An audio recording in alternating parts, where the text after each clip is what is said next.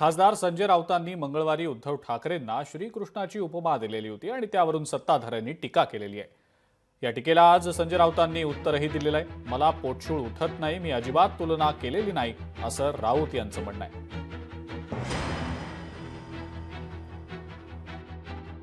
महाभारतातली 3 प्रमुख पात्र इथे उपस्थित आहेत। उद्धवा म्हणजे श्रीकृष्ण, संजय आहे आणि सहदेव हे फार महत्वाचं पात्र होतं। धर्मराजाचा अत्यंत जवळचा जर कोण असेल तर तो सहदेव होता। आता तो श्रीकृष्णाच्या जवळ आहे।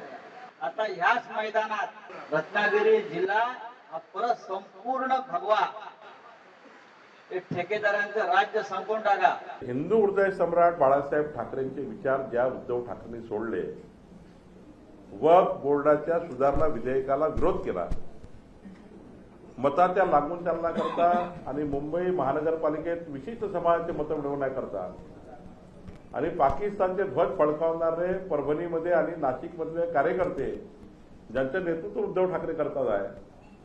आता भगवान श्रीकृष्णाची तुलना करणे हे तर वेडेपणाचं लक्षण आहे। ते काही वायफळ बडबड करतात। आता महाराष्ट्राने संजय राऊतांना ऐकणं बंद केलं, आम्ही ऐकणं बंद केलं। आम्ही माणसं आहोत, आम्ही देव नाही, म्हणून आम्ही संघर्ष करतो आहोत। आम्ही माणसं आहोत म्हणून आमच्या पाठीत खंजीर खुपसले गेले। यांच्या कानाचे ऑपरेशन्स केले पाहिजे किंवा यांच्या मेंदूला जो कचरा साचलेला आहे तो साफ केला पाहिजे। माननीय उद्धव ठाकरे यांची आम्ही कधी माननीय बाळासाहेबांची देवाशी तुलना केली नाही, कारण बाळासाहेबांना आवडत नव्हतं।